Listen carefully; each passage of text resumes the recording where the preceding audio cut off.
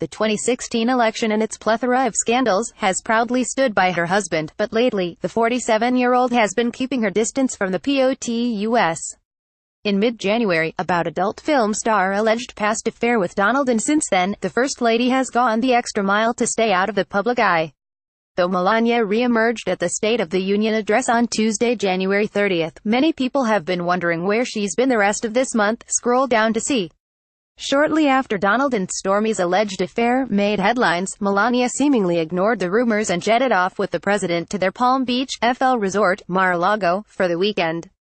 During the trip, she not only stayed away from the cameras but according to, she was also absent from 2 dinners that Trump had scheduled. Donald and Melania returning to the White House on January 15th.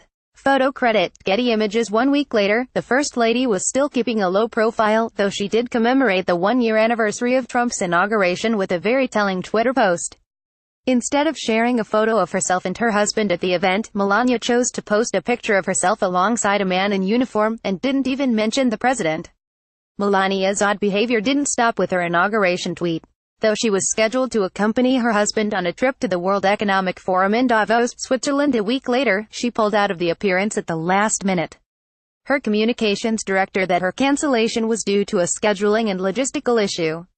Instead, the First Lady made an impromptu visit to the Holocaust Memorial Museum in Washington, D.C., shortly ahead of the International Day of Holocaust Remembrance. Following her visit, Melania boarded a plane solo and arrived at Mar-a-Lago, where she spent the day melting the stress away with spa treatments, a short trip that reported cost a whopping $64,000. Mrs. Trump finally returned to the public eye for the president's State of the Union address on Tuesday, January 30th, though her arrival spoke volumes. Instead of riding to the event with the president, Melania broke tradition and chose to ride with several of the guests she invited to the event.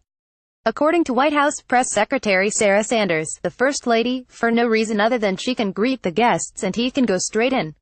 Once there, a pantsuit-clad Melania sat in her designated box alongside her 15 invited guests and went through the motions. Viewers interestingly couldn't help but notice that her of the pantsuits Trump's opponent Hillary Clinton is known for. Her wardrobe aside, it's hard not to think that her month spent in obscurity was her silent way of sending a message to her husband. Stay tuned, folks. Melania at the SOTU. Photo credit, Getty Images.